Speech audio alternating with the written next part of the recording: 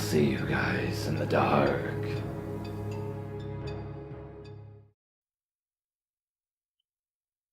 I am a 25-year-old male. I live in somewhat of a ghetto area. Down the street from my house, there's a gas station that's well known for having homeless people hang outside the establishment and beg people for cash.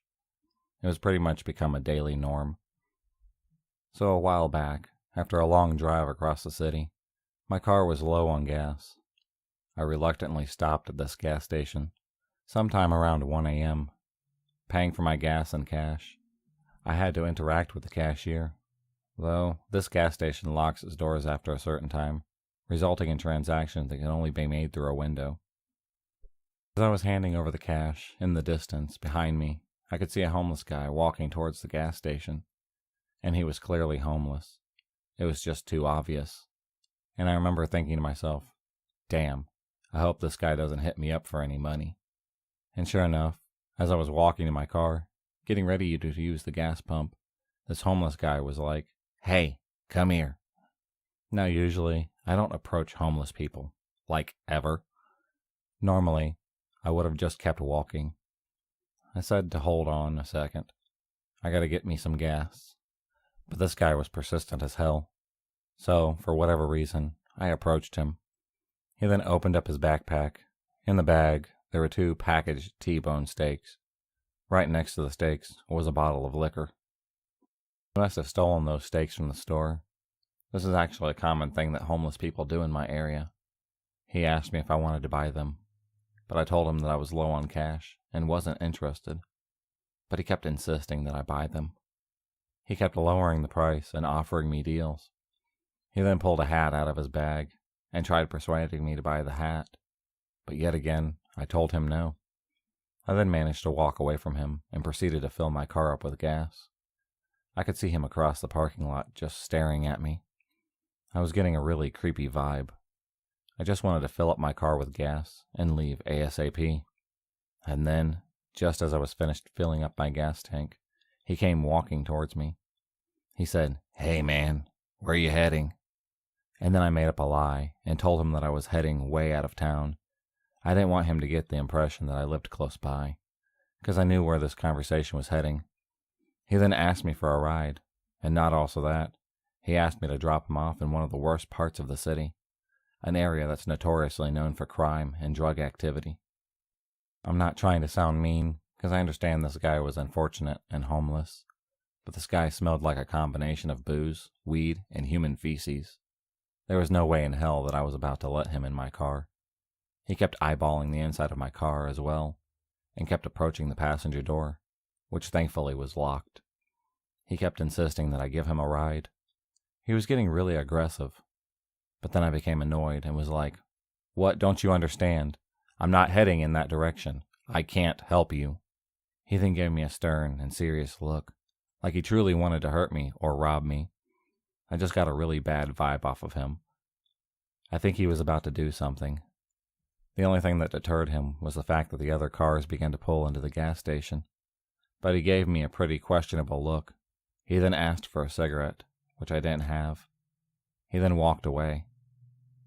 This was an uncomfortable encounter, and I should mention that I had a firearm on me at the time. That was the first time I actually thought that I might have had to use it.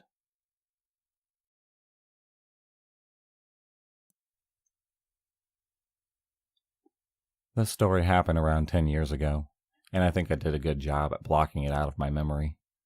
I drove past the same shop earlier today on the way home from a house call for work, and I've been thinking about it since.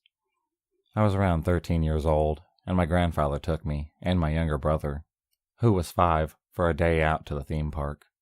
We had a great time, and then went to the chicken shop on the way home. This chicken shop is a popular shop, famous for its chicken made with 11 herbs and spices. We went to the shop and waited in the queue and sat down in the restaurant with our food. Now my brother was 5 and completely tired out, and made no secret of the fact that he hated chicken. He really didn't. He was just tired, and that he just wanted to go home. My grandfather told him to wait just a few minutes until we had finished our meals, and then we can go home. My brother continued being a typical pissed-off 5-year-old, refused to eat his food, threw chips on the floor, and attempted to dance around on the table. My grandfather isn't known for his discipline skills, and when he noticed a man that was eating with his children on the table opposite, he thought of a plan.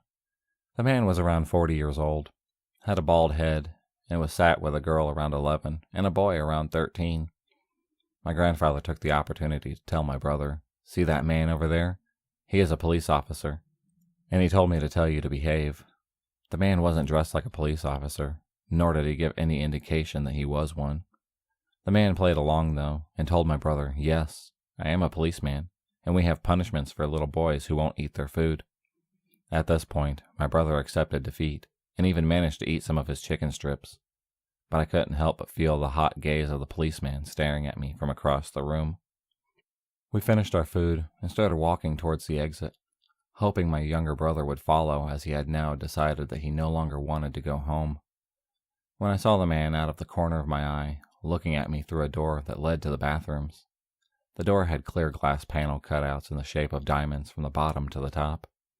He was smiling at me excitedly and made a "come here" motion with his hand, while also mouthing the words, "come here." I felt a bit off about the situation, but stupidly, I started walking towards the door. I opened it and was about to follow the man into the gentleman's bathroom. I was a pretty trusting, naive teenager. It was at this moment that my younger brother slipped off one of the tables and whacked his head pretty hard on the floor. He obviously started screaming and crying, and I turned back and ran towards him. I picked him up as my grandfather rushed back, and we took him to the hospital. He ended up needing stitches in his head. I forgot all about the man until I saw his face on the front of the local newspaper just over a year later, after he was sent to prison for diddling a 12-year-old girl. I haven't eaten fried chicken since.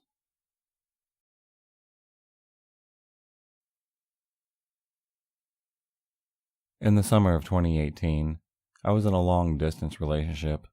Not that long. He only lived about 4 hours away. That was pretty serious, but also pretty new at the time. My boyfriend, who had driven those 4 hours to see me every break we had from school, essentially begged me to come visit him at his grandmother's house. I didn't have a car at the time, but I really wanted to impress him and show my dedication to the relationship by going to visit him. So I dropped some coin on the Greyhound bus and was excited to meet up with him. At first, everything seemed fine.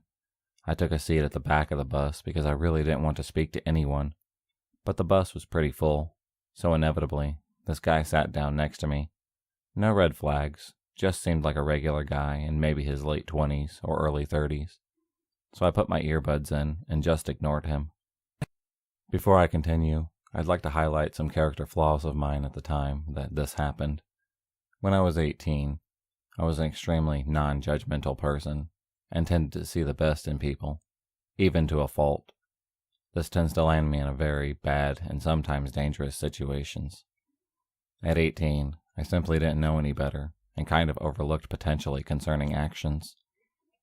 There was a guy in the seat in front of us who would not stop talking to no one in particular, but he was facing a girl in the next seat, of seats across from him. Again, I didn't want to judge. Maybe he had some type of mental problem he couldn't help, and he wasn't going to harm anyone. So I ignored him too, and continued to stare out the window, listening to my music. That is, until he turned around and stared at me. Now, I might have been naive, but not stupid. A chill ran through my spine as I made eye contact with this man. He had those cold, callous eyes, and his skin lacked so much saturation it looked like he'd been covered in dust. I take out my earbuds, and he immediately turns to the guy next to me, and then engages in conversation. I was really set on edge when I overheard them discussing how they were both ex-convicts that recently got out of prison. Remember me being non-judgmental? I figured maybe they served prison time for something that was minor. Given their access to a public bus. I'm not sure how all of that worked, obviously. They don't do background checks for a Greyhound bus, but still, I tried not to think anything of it. The man in front of us turns to me now, and can't remember exactly what he said, but he called me baby, which kind of freaked me out, but I couldn't say I wasn't used to it. I figured it was just another grown creep hitting on me. Annoyed, I put my earbuds back in and ignored him until the bus stopped at a rest stop. Most of the people got off, including the guy next to me, leaving just me and the guy in front of me in the back of the bus. He asked if I could come up and sit next to him to make friendly conversation, and my dumbass actually did this. Keep in mind, I was 18 and unfathomably stupid, and I also lacked the gut feeling that something was wrong. He starts telling me that he just got out of prison and hasn't seen a woman in a long time. I said something along the lines of, "That's unfortunate," and inched away from him. He scooted over to me so that our legs were touching, and that's when my heart rate really started to pick up. The next thing I know, his hands are on me.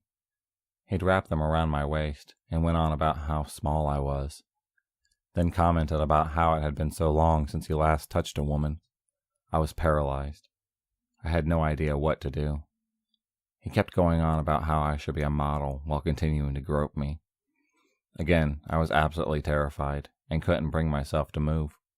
Soon enough, everybody got back on the bus, including the guy who sat next to me, who shot the other man a weird look that prompted him to let me go. I scrambled out of the seat and still sat behind him, not knowing what to do, but feeling safer that the other people were on the bus. He didn't bother me again after that, so I just prayed it would stay that way. It gets worse.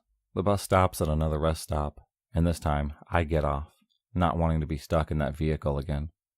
I'm just chilling as much as one can be chill after something like that, when a girl I recognized from the bus came up to me.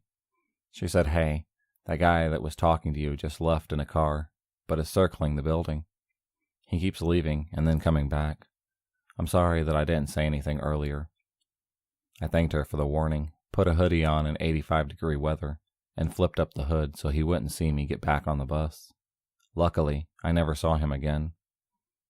I was too embarrassed to tell anyone what had happened due to my lack of competence and general understanding of how the world can be. When I met up with my boyfriend, I gave him very vague details, wanting to forget it ever happened. But now, I don't think that's even possible.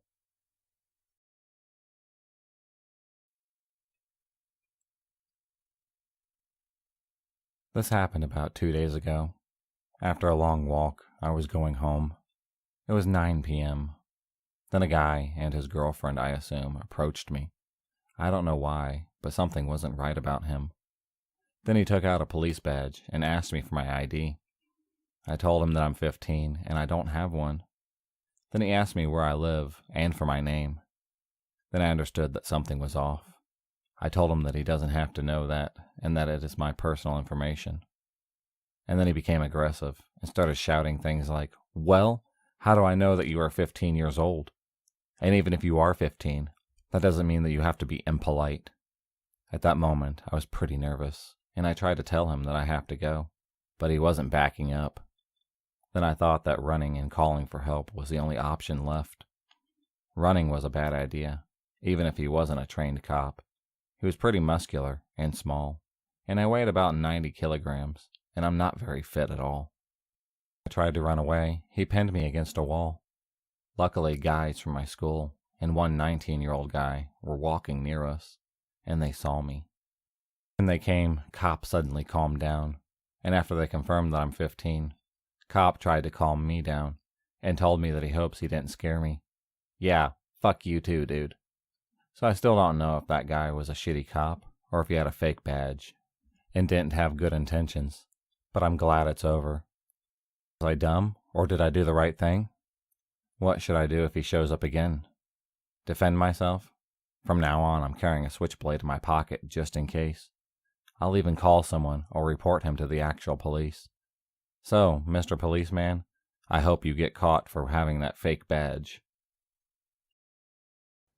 If you enjoyed this video, please subscribe, like, and hit the bell for notifications on future videos and become a stalker of the night. And I'll see you next time.